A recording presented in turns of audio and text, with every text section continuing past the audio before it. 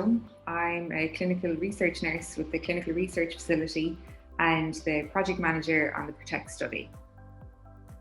I qualified from UCC after doing a BSc in General Nursing in 2016. And then I went on to study a Master's in Public Health, which had a primary focus on research. So it lent itself well to the role that I'm in now at the moment as a research nurse. And then I suppose over the last year, COVID undeniably had a huge impact on the amount of research that's been done in the hospitals. And unfortunately, it meant a drop in the number of pharma trials that were happening. I used to be coordinating IMP or investigational medicinal product clinical trials, primarily for patients with epilepsy, for new medications to treat poorly controlled epilepsy with Dr. Danny Costello in CUH. I always had an interest in project management and ended up doing a project management course over the summer. The role of project manager on the PROTECT study gave me the opportunity to combine my experience as a research nurse with my newly acquired skills of project management. Before any clinical trial begins, it must first have been reviewed and approved by an ethics committee. The PROTECT study has received ethical approval from UCC's Clinical Research Ethics Committee and University Hospital Waterford's Ethics Committee, and it's fully supported by CUH, UHW and the South West Hospital Group. So one of the prerequisites for obtaining informed consent for a clinical trial or an observational study is giving their participants sufficient time to understand what is required of them in the study before taking part. So the nursing and surgical leads on the ward were contacted a few weeks in advance to let them know that we would need to gather some video footage of the daily safety huddle on the ward. Dr. Breen and I visited the ward a few days ahead of the recording to meet the staff and to explain the study to them. We asked them to spread the word amongst their colleagues who weren't rostered on that day, just to ensure that everyone knew what was going to be happening with the recording. We also left informed consent forms on the ward for people to have a read through beforehand. On the day of filming, we went to the ward early and explained the study again to the staff, and explained why we were filming their safety huddle that day on the ward. And I emphasised again that their participation was completely voluntary. So before filming began, each person who participated in the safety huddle and the recording had to sign an informed consent form. They had the opportunity to ask any questions and I was happy to answer them beforehand. I co-signed the form with them and gave them each a copy of their signed consent form just to keep for their own records.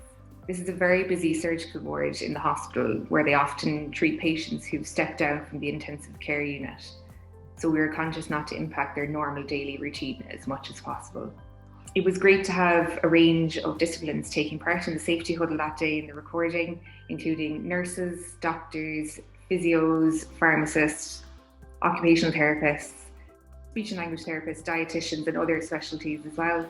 And it was a true representation of the collaborative culture of a safety huddle. It was an advantage that some of the staff had already heard about the study through Dr. Dorothy Breen's social media. That really helped to assuage some of the staff who were understandably a bit apprehensive about filming some of their daily work. They were already incredibly busy, so we really appreciated that they allowed us to come into their ward in somewhat of an intrusive fashion. Hi, my name is Patrick Hiley. I'm an instructional designer by profession and I've been working in digital education and online learning for over a decade. I'm the director and founder of Flux Learning Limited, a full-service digital education company based in West Cork.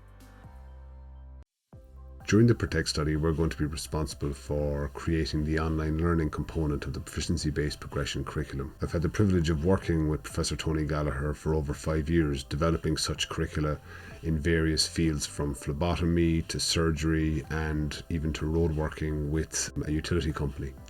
And it remains for me the singularly most impactful deployment of online learning that I have the privilege to be a part of to date. So in this vlog, I'm going to quickly run through how we recorded the health huddles on the ward. The proficiency-based progression methodology requires the development of metrics on which the training curricula is then based. Metrics are a sequential and structured breakdown of the steps, step errors and critical errors involved in a procedure, and each step needs to be objectively measurable and observable. Procedure characterization is a key step in the development of the metrics. This requires reviewing video footage to both develop the metrics on which the training curriculum is based and to verify the veracity of these metrics once they are drafted. So how did we record the videos? Well, there were challenges. This is a busy clinical setting. There are unpredictable and often very loud ambient noises, from trolleys to clinical equipment. There is no audio treatment in the space, so there's a lot of reverb, which is effectively echo from the hard surfaces, from the walls, the floors and the ceilings. We used 2 camera angles and 3 microphones to capture the best quality we could for the reviewers, given the challenges we faced. One camera was a Canon EOS R, which was used handheld, and the other was a smartphone mounted to a DJI Osmo 4 gimbal to stabilize the footage. We chose these cameras and systems to minimize the bulk and to be as discreet as possible on the ward. The microphones are more interesting, in that they were 32-bit tentacle sync track E recorders, and these are great because they record a wide dynamic range, and we also do not clip and compromise the audio when there's loud noises or when someone speaks too loudly. Editing 32-bit recording is, for an avowed nerd like myself, as close to technological witchcraft as I have worked with in 2021 so far. This workflow proved highly effective in recording the health huddles over 2 days in December 2020. I look forward to, in 2021, having the opportunity to collaborate once more with the teams in Cork University Hospital and University Hospital Waterford. From these recordings, we have a clear audio, albeit with considerable ambient noise. We have a multi-camera clip featuring 4K footage from both cameras, which allows the experts to hone in on areas of interest in the recording easily. All of these recordings were made just for the procedure characterization. Once this component of the PBP curriculum development is completed, this footage will be deleted from all computers and backup drives. This footage was never, nor will ever be, stored online on cloud storage solutions such as OneDrive, Google Drive or Dropbox. In future recordings, I hope to share how we use this footage for procedure characterization and how this served to inform the building of a digital education curriculum as part of the proficiency-based progression methodology.